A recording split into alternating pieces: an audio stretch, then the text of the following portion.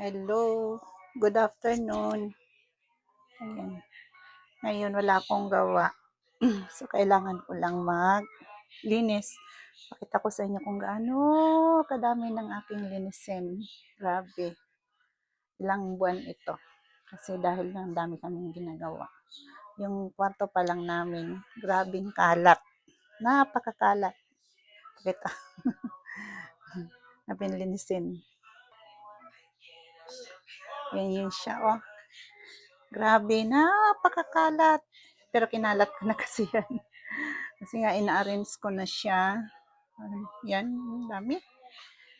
Tapos punta siguro kami mamaya ng plastikan para bumili ako ng paglalagyan ng mga kalat na yun. O yun o, yung kainan ko. Grabing kalat. Pero pinagkakalat ko na kasi para magawa ko na yun hanggang doon sa kusina. Yung aking prinsesa, wala silang pasok ngayon. Ayan yung gawa niya. Oh. Nagtitiktok.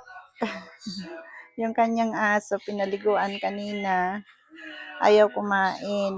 Ayan, oh, tulog. Kung saan siya, nandun din yung aso niya. Ayaw magpa-video. Ayaw magpa-video ng isa. Ayan, dito medyo maluwag na. Pero meron pa rin konting kalat. Ayan, oh. Hindi pa, mamaya pa ang pick up niyan. Kaganinang umaga, nakapag-deliver na kami sa isa. So, yan, for pick up yan. Mayroon pa dun sa kabilang bahay. Tapos yung aking, tingnan nyo, yung aking, yung ref ni mother, ayan, nakapatong sa hagdan. Dahil nga, nung bumaha, akala namin papasukin na naman kami ng dito, ng tubig. Kaya inangat. Ayan. Ito yung aking lulutuin, kamote. Lagyan ko ng sabaw. Parang, lang ba, yung tawag ko nila, bulang-lang. Nakalagyan ko ng isda. Ito yung aking piniritong isda. Ang layo ng lababo ko. Ito. Ano ba to? Yung isdang tuna. Tuna na maliliit. Hindi siya yung malalaking tuna. Ayan. Piniprito ko muna. Para hindi siya malangsa. Yan, lagyan ko siya ng malunggay at saka talbos ng kamote. Nagtaka ako ngayon kasi tag-ulan. Pero tingnan nyo naman ang 10 pisong talbos ng kamote. At saka 10 pisong malunggay. Tag-ulan naman siya ngayon. Pero ito pandan to. Inaano ko to. Tapos tag-ulan ngayon pero ang mahal ng gulay. Bakit kaya? Hindi ko alam kung bakit. Ayan, yun na. Napakuluan ko na. Pero hindi pa siya kumukulo. Bali, pinakuluan ko para madurog siya. Kailangan durugin natin yung kamote para lumasa siya. Pero yung kamote pala na ginamit ko, yung kulay orange. Ayan. Matamis pala siya kaysa ibang kamote. Kaya, nakita ko lang naman to sa Facebook. In kaso hindi ko nasunod ngayon yung race. Yung niya, yung tawag dito, yung halo niya kasi walang dahon ng dito ng ampalaya. Kailangan dahon ng ampalaya. So, takpan natin at aakyat ako sa taas. Kasi manguha ako doon ng dahon ng sibuyas. Yun ang ilagay ko. Gutom na gutom na?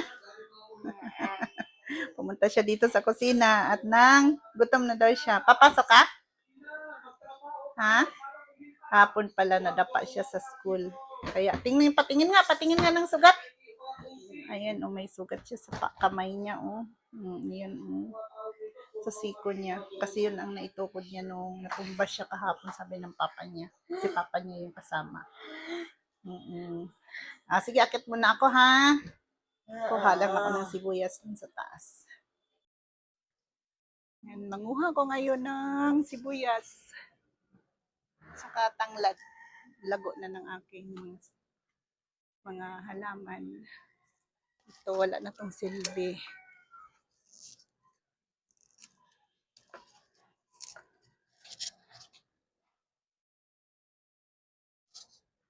Tulin natin to.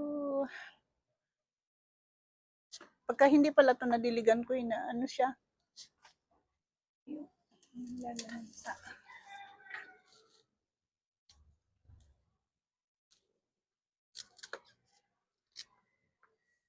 Paano nga muna ako tawag dito? Papatong muna ako sa upuan, be. Walang ibang upuan. Hindi ko abot yung sibuyas nandun sa taas. Yun ang kunin ko para lumago. Patong ako sa upuan para maabot ko. Dito kasi yung aking anak nagkukumpuni ng radyo niya. Radyo ko pala. Aray ko.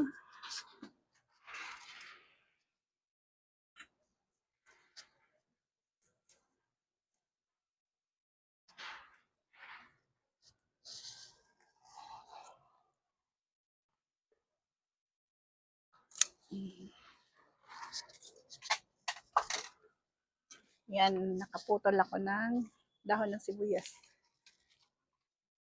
Saka tanglad. Kailangan ko ang tanglad.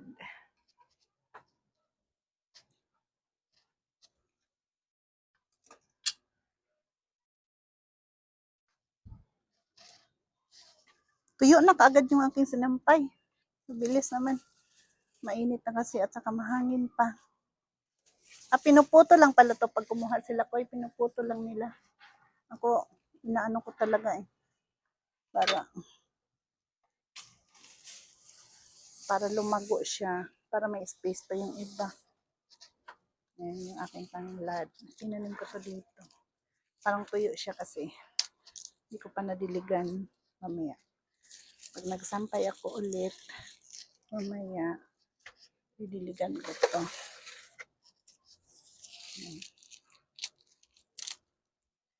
Libre na naman ako sa 10 piso.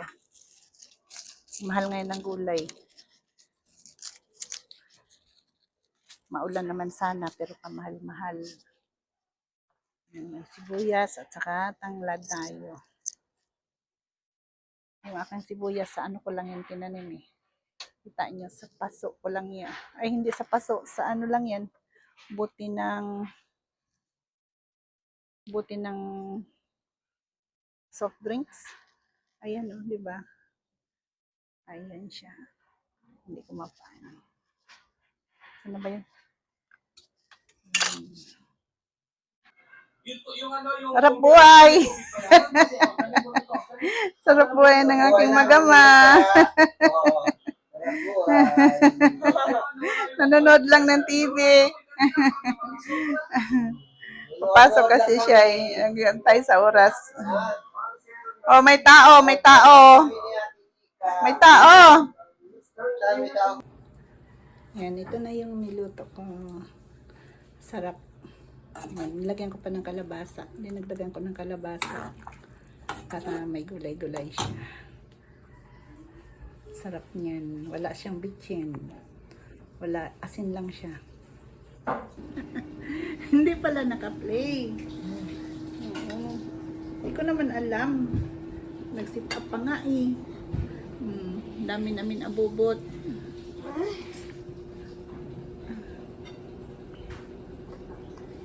Bilis kain ha. Kasi malilate tayo. Lagi na lang late. Mainit pa ba?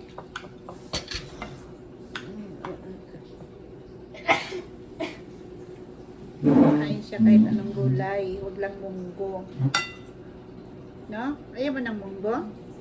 Nagluto si mama ng munggo. Kakain ka munggo? Ha? Ang init.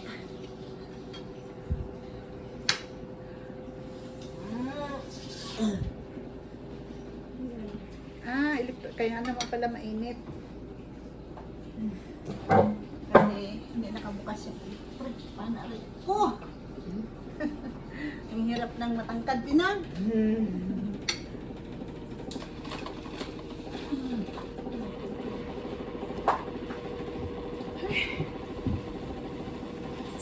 Init. Sobrang init.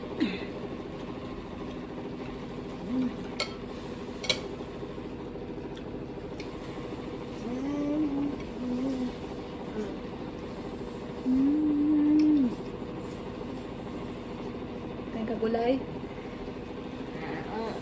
Sarap yan. Masarap yung gulay, di ba? Oh, mainit? Hindi na, iniipang ko na yan eh. Tara na.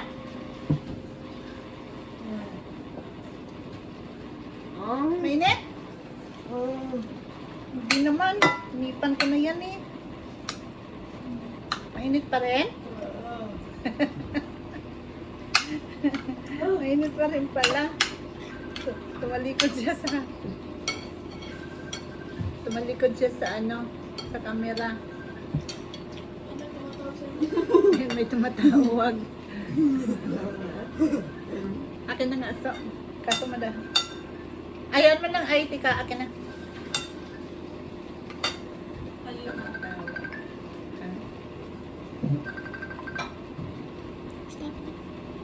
Lubat man to sa... Latia! Latia! Ay, good morning, good morning. Ay, hapon on deron. Lubat na akong cellphone tiya. Ay, ugma putol. Kanang imubalik ko sa... Dili din nga bawod.